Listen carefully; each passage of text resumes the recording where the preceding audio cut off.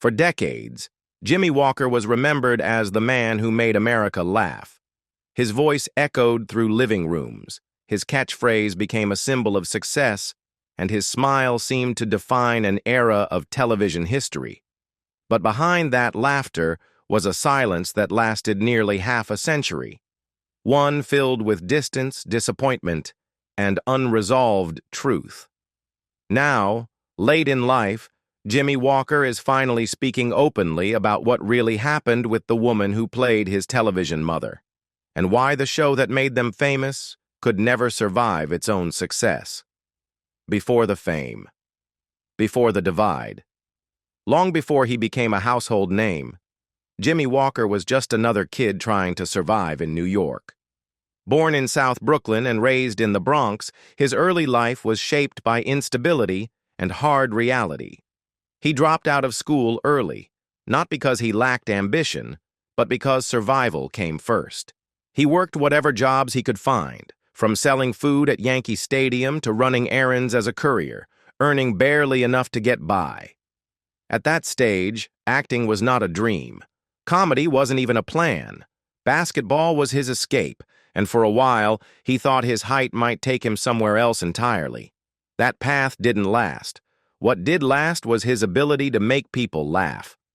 Almost by accident, Jimmie stepped into stand-up comedy, performing in small clubs and informal settings where the audience response was immediate and unforgiving. He learned timing the hard way. If a joke didn't land, there was no safety net. That raw experience shaped him into a performer who trusted laughter more than theory, audience reaction more than intention. By the time television came calling, Jimmie was already a comic first and foremost. He never claimed to be a trained actor, and he didn't pretend otherwise. When the opportunity for Good Times appeared, he didn't see it as a cultural mission or a political statement. To him, it was work. It was a chance to finally escape the instability he had grown up with. That difference in perspective would later become the fault line that split the cast apart. From the beginning, the people around him saw the show differently. Esther Rolla and John Amos were not newcomers chasing opportunity. They were seasoned actors with a strong sense of responsibility about how black families were portrayed on television. To them, Good Times was not just entertainment. It was representation. It was a statement about dignity, struggle, and realism. Jimmie, meanwhile, was focused on doing what he had always done best, getting laughs and staying employed. Those two philosophies didn't clash immediately. At first, the show balanced humor with hardship. The Evans family felt real, and the audience connected deeply. But as ratings grew and Jimmie's character began to stand out, the balance shifted. And slowly, quietly, the distance between Jimmie Walker and his co-stars began to grow, long before anyone called it hatred or even conflict. It started as silence, and silence, over time, has a way of turning into something heavier.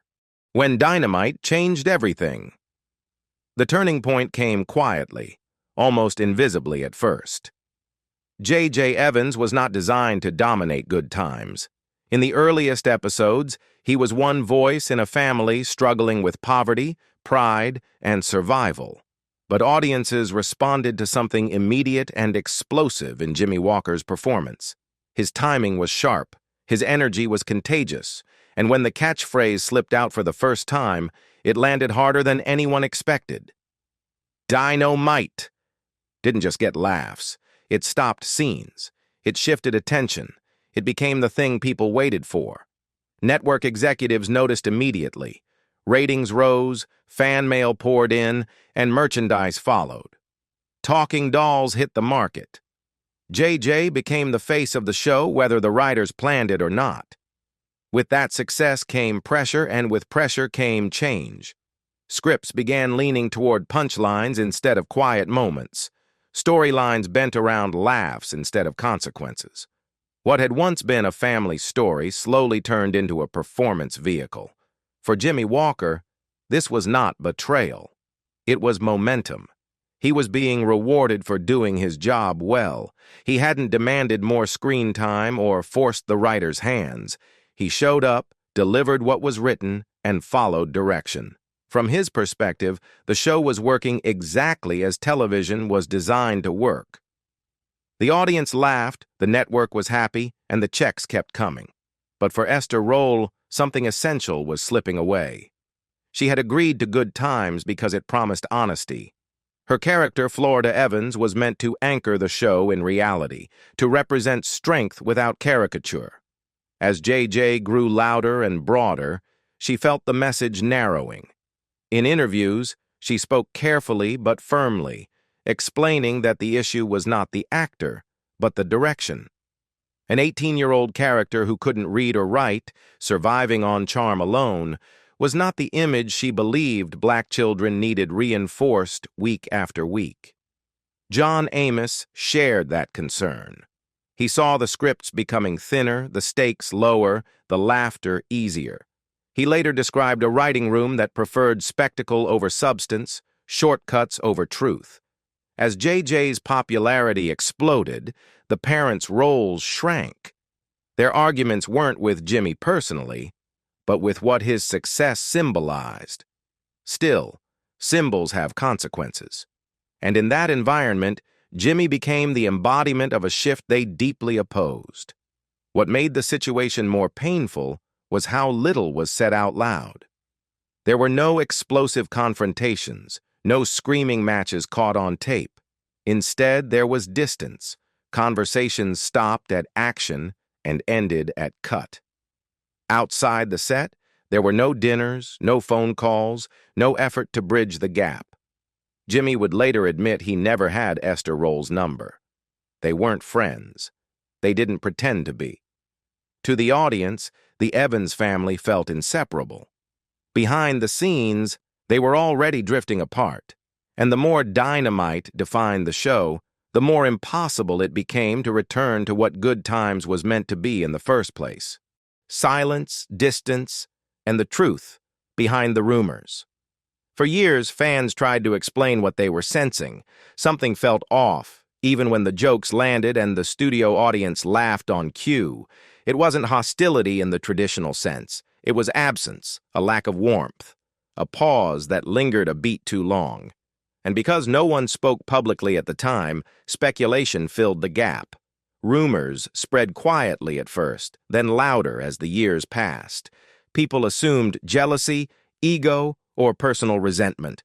The truth, however, was colder and far more uncomfortable.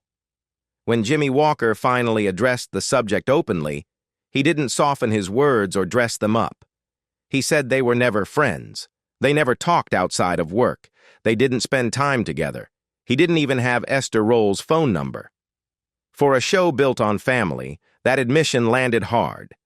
Fans struggled to reconcile the closeness they felt on screen with the reality of two people who remained strangers throughout years of working together. What made the silence more powerful was how consistent it was. This wasn't a temporary rift or a falling out after a single argument. It was a sustained distance that never healed. On set, professionalism replaced connection. Lines were delivered, scenes were finished, and everyone went home. Jimmie later admitted that even casual conversation was rare. There was no shared laughter once the cameras stopped. No attempts to clear the air. Just work. From Esther Roll's side, the silence wasn't personal rejection. It was moral resistance.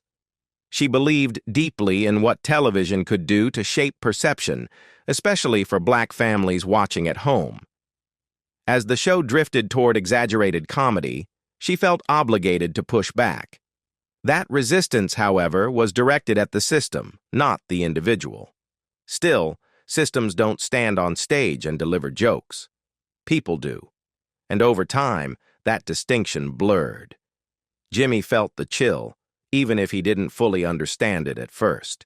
He knew he wasn't welcomed, but he also knew he wasn't doing anything wrong by the rules of the industry. He was young, newly famous, and still learning how power moved behind the scenes. Instead of confronting the tension, he withdrew. Silence became his shield. He focused on performance, not relationships. That choice kept the peace, but it also froze everything in place. As years passed, the rumors grew more elaborate. Fans on forums dissected interviews, facial expressions, and behind-the-scenes anecdotes, searching for proof of a feud. Some insisted Esther openly despised Jimmie. Others claimed Jimmie felt attacked and humiliated. What actually existed was something quieter but more lasting. Two people who never found common ground, trapped inside a show that demanded unity they didn't feel. That unresolved distance would eventually have consequences far beyond personal discomfort. It would shape creative decisions, fuel exits, and set Good Times on a path it could not recover from. Creative warfare and the breaking point. The real conflict on Good Times wasn't fought with insults or ultimatums. It was fought in scripts, rewrites, and long meetings that went nowhere. Esther Rolle and John Amos were fighting for tone, for meaning, for restraint. They wanted stories rooted in hardship and dignity, not easy laughs built on exaggeration.